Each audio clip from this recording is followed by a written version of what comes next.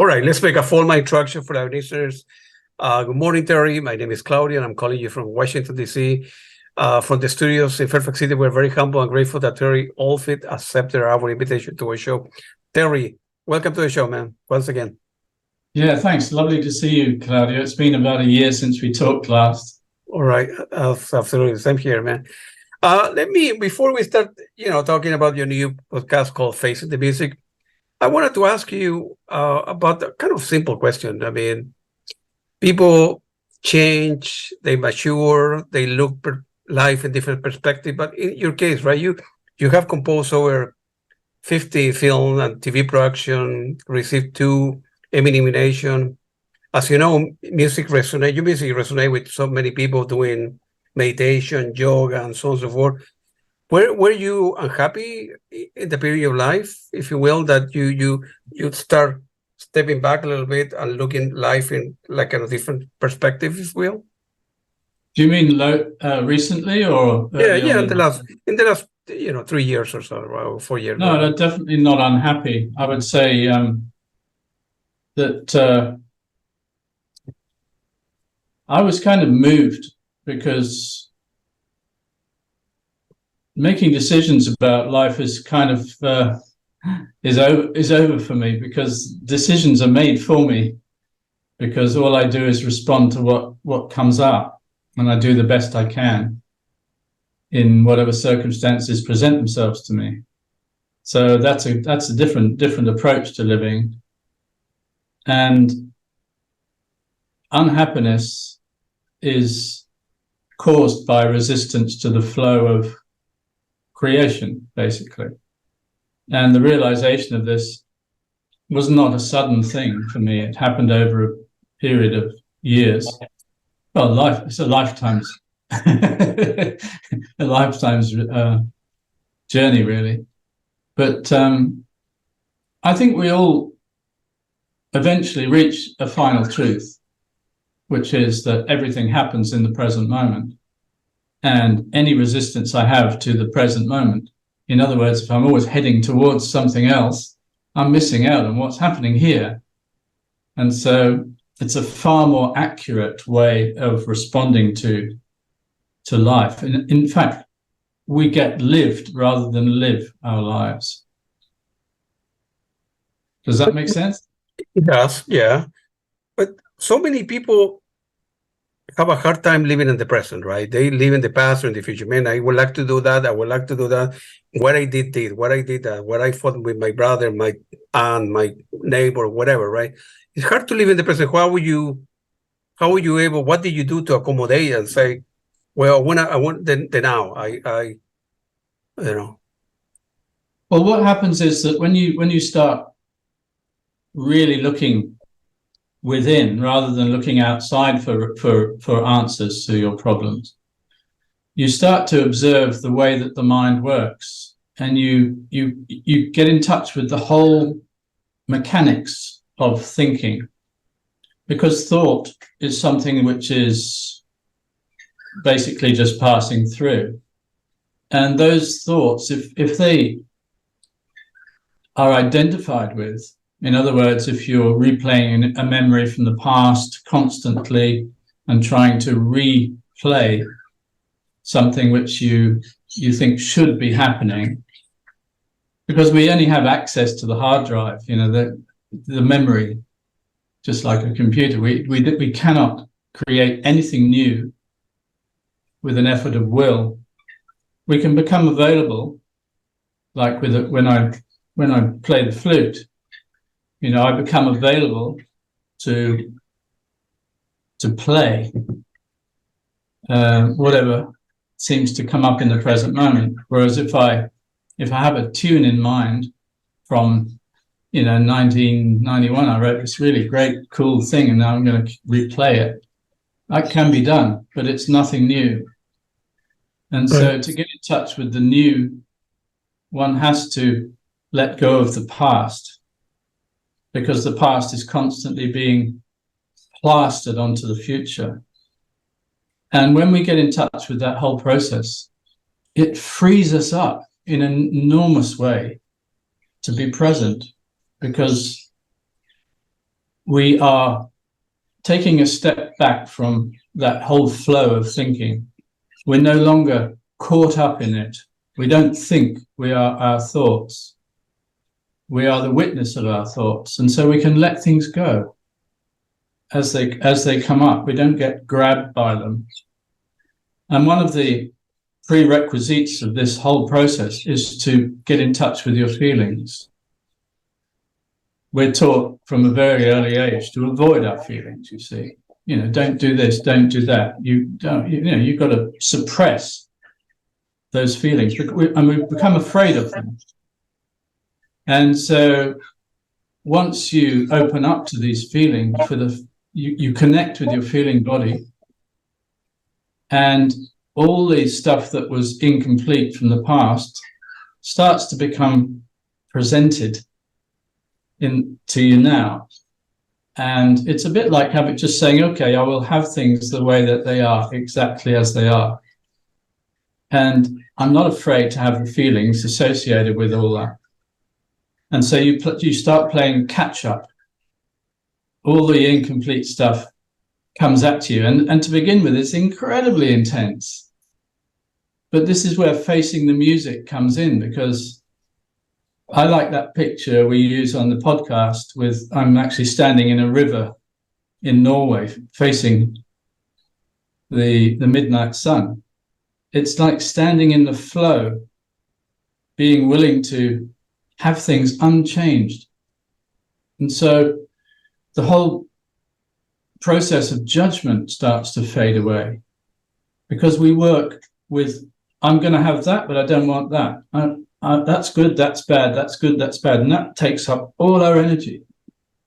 And once we step back and say, okay, this is perfect as it is, however I react to it is intense maybe, but that's okay. I'm not afraid anymore. I will face the music and have it the way that it is. Why do you think that 99% of the people in the world are having a hard time, or will have a hard time trying to do that? They're afraid. They want to look inwards and let everything go, and then have the emotion,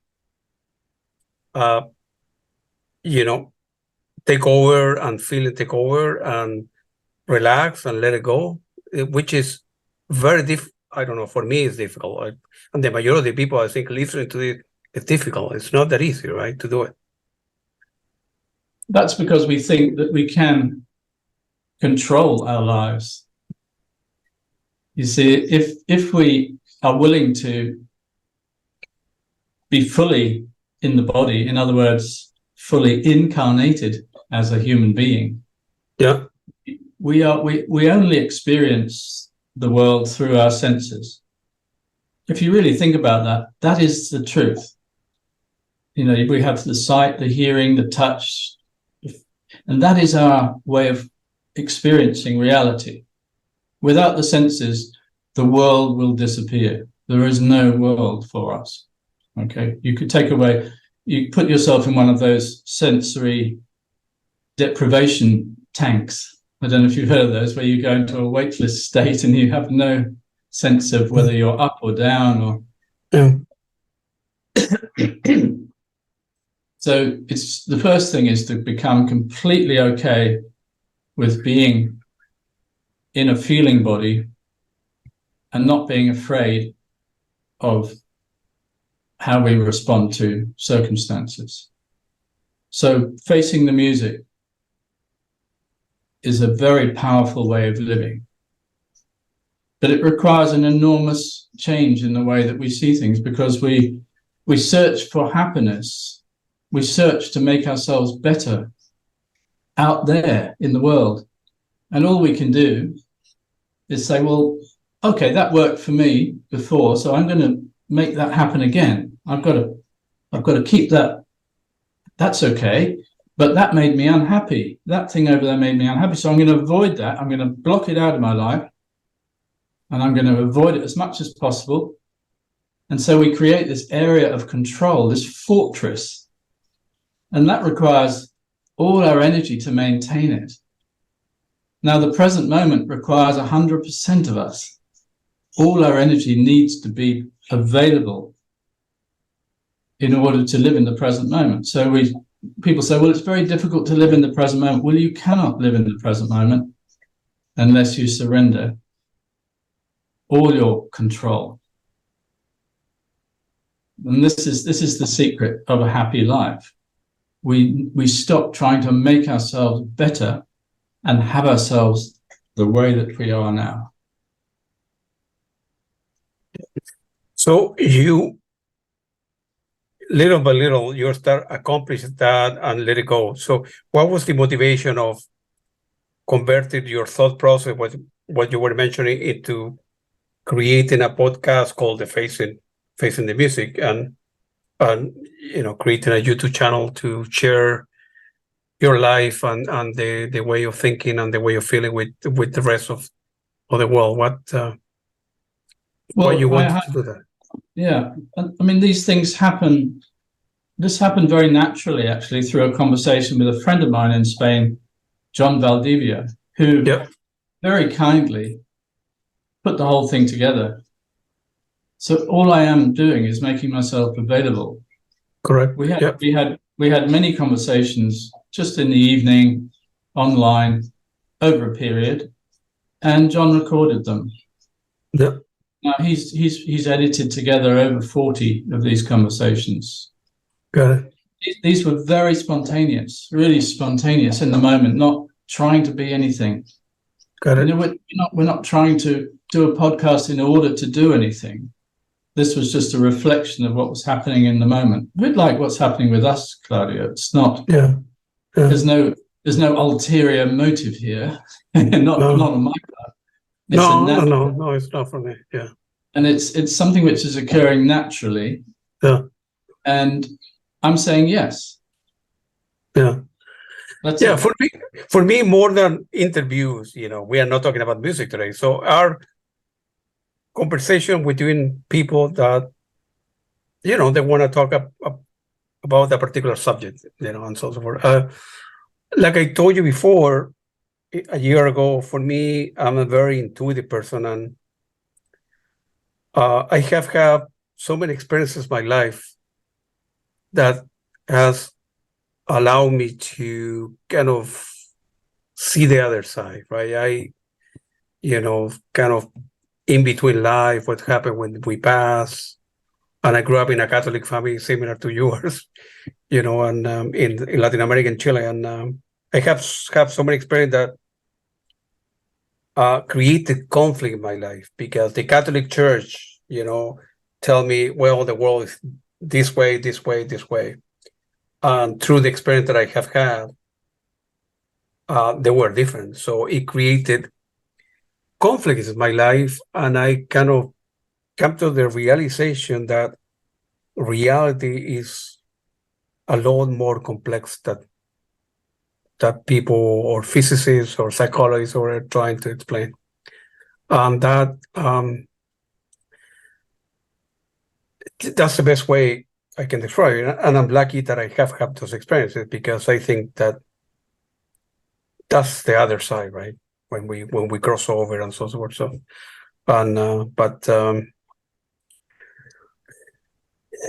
it's hard to, facing the music, or I would call it, in my case, I would say, look in the mirror, right? It's hard to open up. It's hard to open up. It's difficult to let go, whatever that happened to me, music, cars, fame, whatever, it's difficult to let go, I suppose. It's no that is, we are attached to things. We are afraid to look inside, to look inward. Fears, emotion, problems. Many of us have complicated upbringing, and that's what makes us human beings. And some are willing to look inside, right?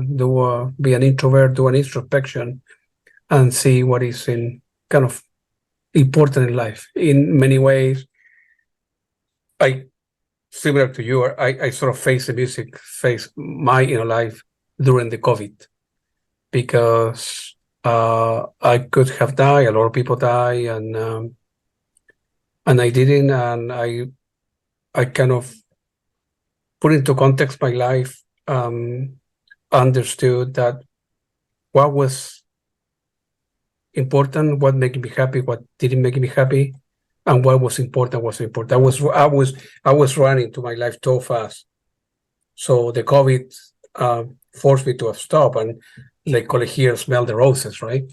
And I started smelling the roses, and I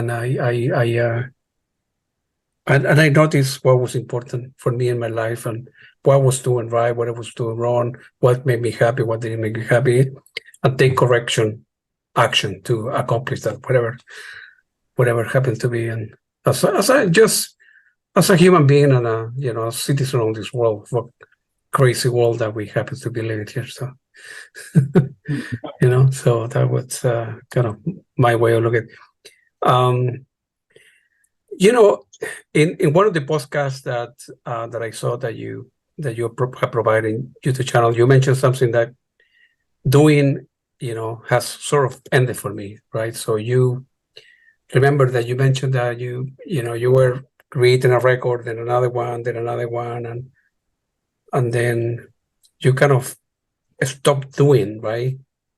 And living, and then whatever, not planning, well, a high level planning your day to day, right? Because you have activities, but not kind of planning everything and letting things kind of happen, live with the flow, or so to speak. Feel free to elaborate. I'm trying to do the best I can to explain what your conversation was with John. So, well, there'll always be doing, but the doer is the thing I'm talking about that vanishes. The doer is the one who thinks that I can decide what to do, and I'm going to take as my inspiration past experience, because the doer is dependent upon the storage of memory and past experience. Doing is a response to what the universe presents in front of us. Like, I wake up in the morning, and most days I have no idea what's happening today. And to begin with, that can be thought of as quite scary, because the one thing that we are most afraid of is the emptiness. Yep, I agree. Yep. Yeah, because we're constantly filling our lives full of activity, stuff, because we think at some point we made a decision that stuff will make me happy. So long as I get the right stuff, that will make me happy. Because I have had experiences. I go and buy a new car. Oh, I'm so happy I've got a new car, but it wears off. It's a passing thing. And that kind of happiness is very fleeting. But the real happiness comes through being willing to be happy now with whatever happens. In other words, not minding anymore what happens, because I'm completely able to face the music, right, and be with what is, you see. And it's a totally different way of living. And I can't emphasize enough that it requires a letting go, an emptying out, rather than a filling, because we're constantly in this habit of filling the space. That emptiness is actually who we really are. We are the space that contains everything. In other words, consciousness. You think that on purpose we keep ourselves busy because we don't want to face the music, we don't want to be quiet? Totally. That's what I'm saying. Turn on the phone, turn on the computer, turn off. Don't call your mom. Don't call. No, just walk for a walk without devices and sit on a park somewhere, and then yeah, no agenda, just No agenda, and that cannot be brought about through an effort of will. You see, you can't do that, because that is also an effort to improve. What I've got to do is be really present. I've got to stop doing everything. So I'm going to clear my calendar. That's right. Yeah. But that's doing, you see. What I'm talking about is self-inquiry, which means that you start to look within at the whole mechanics of the way that you live. And what happens is there's an understanding takes place on a very deep level, and that turns off the automation. You cannot switch off the automation with an effort of will, because what's trying to switch it off is the very thing that is turned on. Yep. So we're talking about self-inquiry is when you start to become aware of yourself in action. When you start to see the mechanics of the way the mind constantly tries to avoid. And that word is absolutely perfect. The void, void. Let's get out of this emptiness. Let's completely negate this empty feeling that keeps coming up when I stop. And the word stop is so important, because what we're talking about is not an effort of will. You don't say, right, what I've got to do in order to stop, right, I'm going to stop. You cannot do that. It stops by itself when you understand the whole process of what's going on in the automation in this mind-body experience. Because either you're in a looping mode, and you understand what that's all about with music, right? Loops are the key to modern music, you know. But when you stop, the looping slows down and it starts to flow. And that flow is the key to happiness, being willing to be in the flow, like the figure standing in the river, looking towards the light. It's the willingness to stand your ground and be with what is. And this requires enormous courage, but it's the only way to true happiness. Are you happy in your life now? Very happy. happier than you were? Happiness is not something which is a mood. It's not a mood. Happiness is, I think the yogic term, they call it santosha. Yeah. It's kind of like a high indifference to what happens. It's not happiness dependent on an object. So you don't say, oh, I've got all this, oh great, I've got some new money, I'm happy now. Because that money is going to be spent. You're going to be miserable when it's gone. Oh, I've got this fantastic new relationship. I'm in love. Oh, wonderful. Yeah, I'm so happy. And then you fall out with that person. Yeah, oh, I'm so miserable. You know, it's like that roller coaster. You know, that's what we call life. And I'm talking about that incredible sense of okayness with whatever is passing through here. I've got my arms open. I'll have it. Okay. Is that it's so simple, because all we have to do is stop trying to be something that we're not. We try to please people, our partner, our parents, our neighbor, whatever, you know, our record producer that wanted you to do. No, we want this kind of music for this commercial, this or that, right? So we were pleasing without ignoring if we were happy or not happy on then, right? So well, that's what happened with the film music. I for years I wrote music that other people wanted, and I started to get a bit suspicious when people used to say to me, oh, that sounds nice, but it's not what I had in mind.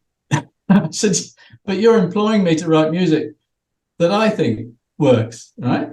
I can't read your mind and try and create, write your music. Yep. And so I started to get really quite stressed. And in my 40s, I actually had a what they call a breakdown, because this is the universe's way of saying, stop doing what you're doing. We're going to help you to stop. I literally walked into my studio, turned on the switch, because I had everything linked to one switch, turned on the mixer and everything. And I turned myself off. I actually, all my energy went, whoa. Right. I had to lie down on the floor. I'm not kidding you. I believe you, man. I believe you. I actually called out for help. I said, help, I've got no energy. I can't get up off the floor. It was like that. And that lasted for 2 years. And that helped me. You see, that's what I mean. It's positive when something like that happens. It's not the end of the world. It's not. It's the end of that way of doing things. Mm-hmm. And so if you come across a terrible situation in your life, somebody's died, or you have terrible illness or something, I'm saying that the way to move with that experience is to allow the feelings.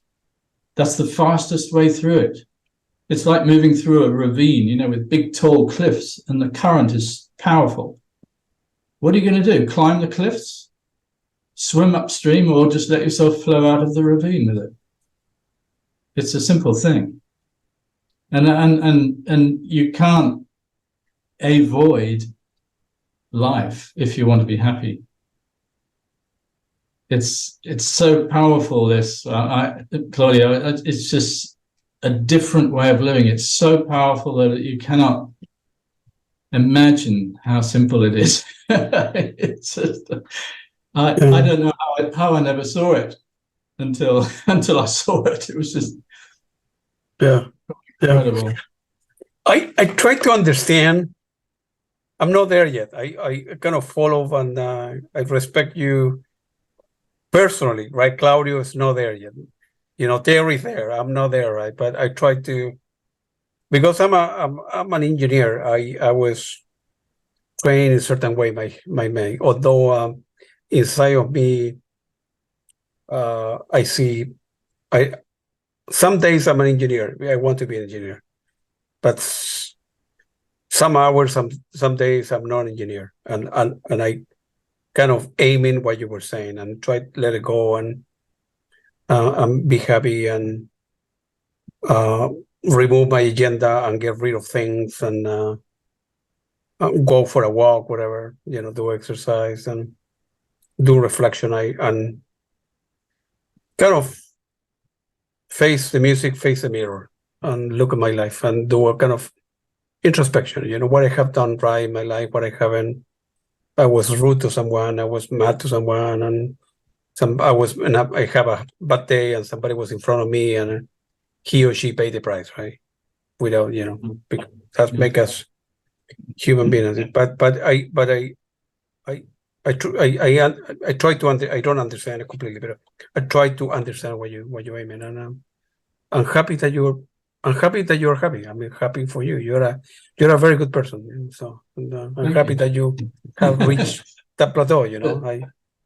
It's the simplest thing. You see, everything that we try to do to make ourselves better, to make ourselves understand, to make ourselves be in the present moment, is all avoidance. Because we're using all our knowledge, all that. I'm going to go for a walk. I'm going to do yoga. I'm going to sit on a cushion. I'm going to go and see a guru. I'm going to go traveling. I'm going to do. It's all avoidance. This is where it's all happening. And that understanding will carry you into the present moment by itself. You cannot do it. You don't need to do anything. You can drop all your doing, everything. You can drop the doing and just see what is happening in your automation. The way that you are living your life is automated. it's a reaction to a stimulation based upon past experience. That's essentially what the mechanics is doing. So you're looking out, and not you personally, Claudia, I'm not talking about you personally, I'm talking about a human being looks out at the world and says, oh, I want some of that, or I want to be like him, or I want to be something that will please people. So I will be that with a big effort, and I'll use up all my energy and probably make myself ill doing it, because I'm not being authentic. See, authenticity comes through understanding. And that authenticity, we all have something unique to offer. We're incredible human beings. You know, you and I are totally amazing. We're equal. There's no difference between us. We are pure consciousness functioning through a limited perspective, which is a human body. But essentially, you and I are the same thing, and it's impossible for the mind to understand, because the mind is only programmed to operate in this reality, this particular reality. So all we can do is stop trying to know and start to accept that life is a mystery, be in the mystery, be in the unknown, empty out this cup that's so full. There's no room for anything else in here. You know, empty it. Be empty, and life will fill you up. It does. It fills you. And there's no need to do anything. Which doesn't mean to say you don't do nothing is done, because doing carries on. I mean, your life will continue just as it is, except you will be aware that you are not at the mercy of things. You are the pure witness of what's going on, and you've taken a step back out of the maelstrom of automation, you see. And that's the key to living a happy life. Should offer like a seminar or training or something. I think a lot of people will resonate with what you're saying, and they would like to put in practice what you. Yeah, but there again, you see, as soon as you say what I've got to do is I've got to put this into practice, then it's the opposite of what we're talking about. You're saying I've got to do this, you know. And so what the mind does, it just constantly assimilates stuff, and then starts to use it to manipulate reality. This emptiness means that you don't hold on to anything. You are completely empty, and you're part of the flow of creation, rather than trying to create your own flow in creation. What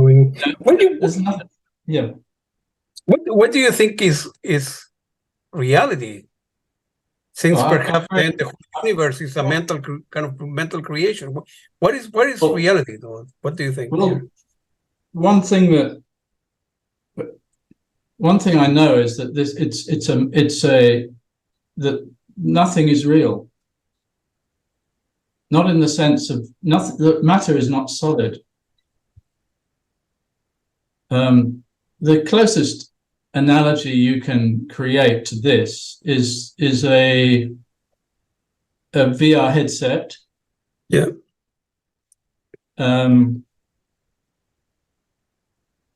Where everything is connected to the sensory organism. It's the ultimate VR headset, you know, we're wearing here.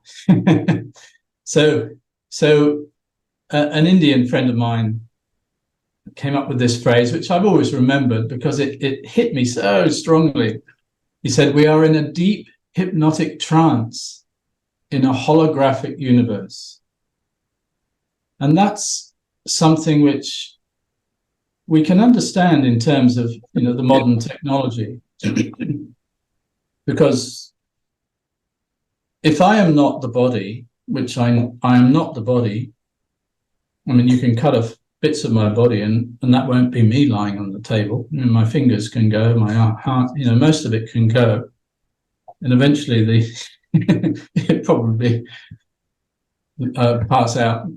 But you can inquire into things in that way too. You can say, well, look, who am I? What am I? And if you live with that question long enough, you'll realize that you really don't know. Because what we're looking for in the realm of knowledge is not going to cut it with trying to describe what's happening here, because what's happening here is so awesome and so amazing and so stupendous that it's totally beyond our ability to understand. And so in that, there's a kind of giving up, which helps, because the need to know is part of the structure of this separation, this separate fictitious self that's built on history, that's built on memory, that's built on drawing from the past and projecting onto the future, which creates suffering.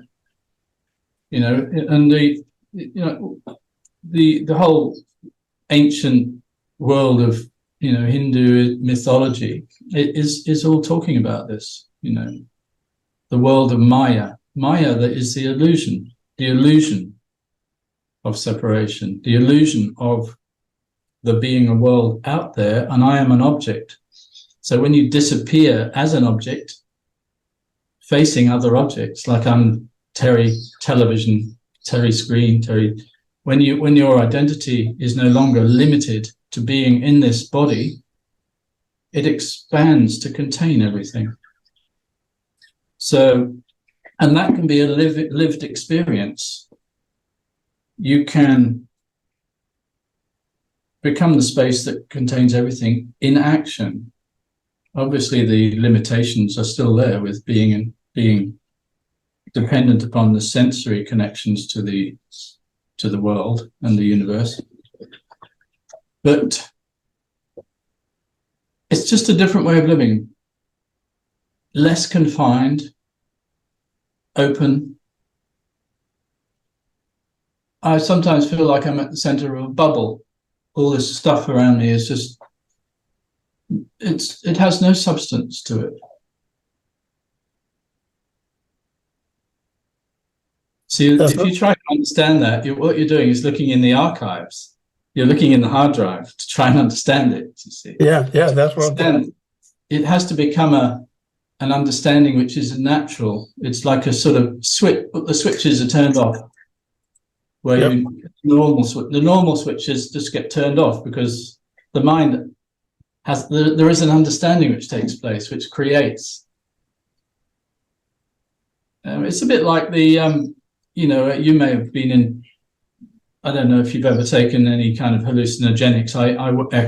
I experimented with those when I was. No, nothing. Just coffee. Coffee and beer. Exactly. So apparently, LSD or whatever, it cuts off the supply of sugar to the cerebral cortex. Yeah. This is what I read. And so you can no longer recognize things. And so the world you see, your headset, your VR headset gets reprogrammed. It doesn't have the recognition factor running. And so you start to see things in a different way. That's what the understanding that I'm talking about does. I'm not saying it cuts off the supply of sugar to the brain, all that sort of stuff, but it wipes out the automation, which keeps you stuck in a particular mode of seeing and experiencing the world. And it opens up a different way of seeing things, a different way of living. And this is what I talk about with Facing the Music. Every podcast is about this. it's not, I mean, there's a little bit of history in there about my career and stuff, but it's about this openness which happens naturally, not through yoga or through meditation, although I have been through all those. But there were pathways that didn't lead anywhere. They were part of the learning process which led to the understanding. But that understanding is not something like you suddenly get the last word in the crossword puzzle or something. You don't, it's not that kind of understanding. It's an understanding which completely transforms your way of living. Completely transforms it. It means you're no longer afraid. You're willing for anything to happen, and you can deal with it. We don't have to have any kind of defense mechanisms in play at all. Totally open to whatever happens. And that includes death. Okay. That's it. Bottom line, annihilation, emptiness, death. That's it. The worst thing that can happen. That's okay. It's got to be, because it's part of the innumerable things that can happen in this reality. Very, very deep what you're saying. I'm not disagreeing with you. It's just, I need to give it some thought. It's an ongoing process. Absolutely, yeah. There's no final. You will reach your final truth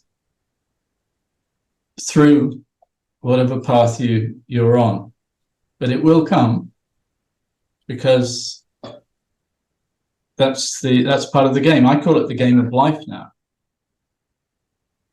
It's it's like Monopoly. You could create a beautiful game, game of life, because you get a realization and you climb up the board a bit, and then the automation takes over again and you slide back down again, like the game of snakes and ladders. Have you ever heard of that game? Yeah.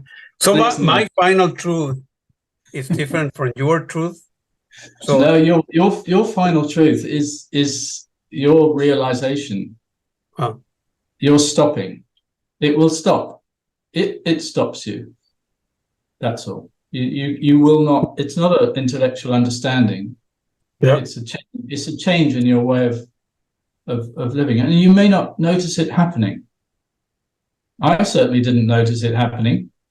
It wasn't like, oh wow, I'm really getting it now. No, it's an integral transformation which happens, and the I that I think I am, or I thought I was, it creeps up on that and melts it away.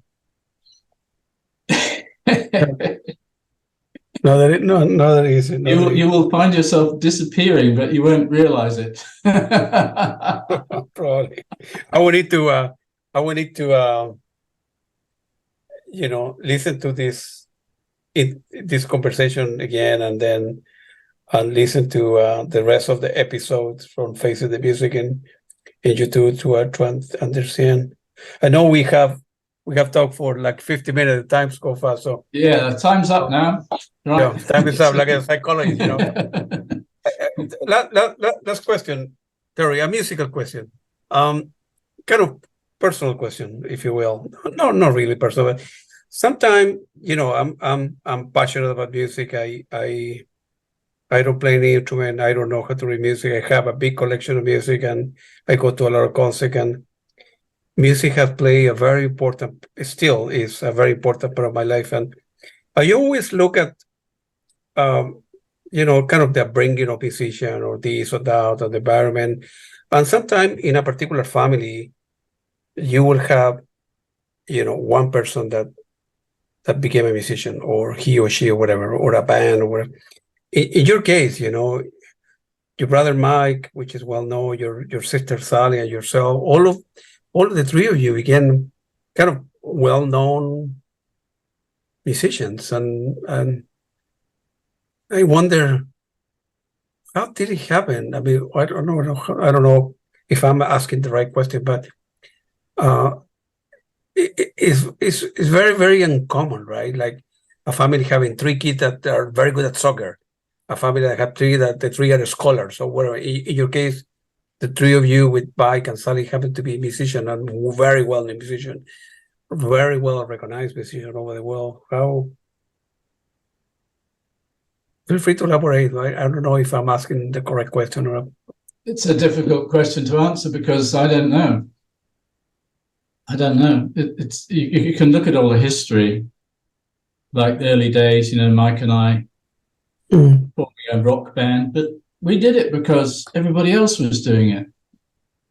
And we looked into that whole world of the 60s. Yeah.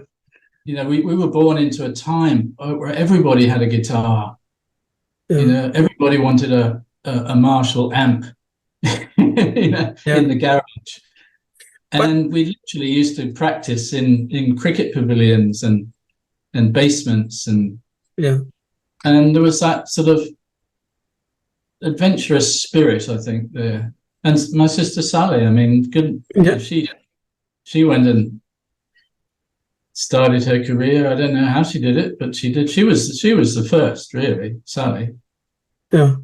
She started writing. Her music was a reflection of an understanding that happened with her. And Mike. Who's the oldest? Your sister is the older? My sister, yeah. Yeah. So and then me, and then Mike. Yeah, I'm the middle one.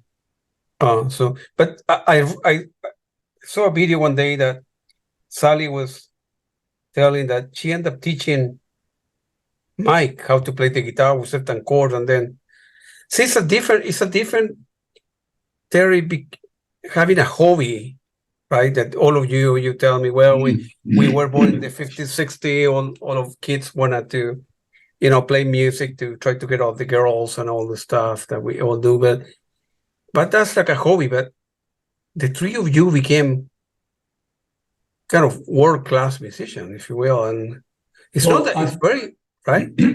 I have a theory, but this may not be. But and that relates back to facing the music, because we talked about being authentic. You understand that word, yes? Yes, I do. Yeah, it means that you are bringing through something which is unique to Terry, unique to Mike, unique to Sally. Yeah, and that in our case, you probably read my book, or you might have done. You might have read Mike's book. We came out of a difficult family situation. Yeah. So we all suffered to the extent whereby we needed to express that suffering in some way. And we all found it through the music, you see, and that authenticity, that authentic, expression of that suffering was recognized by many people who were on the same level of vibration in their suffering. So we could talk more about this, but resonance in music is when you play a note on the flute and the gong over there in the corner starts to vibrate. Understand what I'm saying? Yeah, I know exactly what you say. Yeah. Harmonic resonance. Yeah. We as human beings, this is just a theory, but we vibrate at a certain frequency. And that frequency may be a kind of suffering, which is to do with, rejection or whatever you'd like to call whatever it. happened to be. Yeah. So if I'm playing this,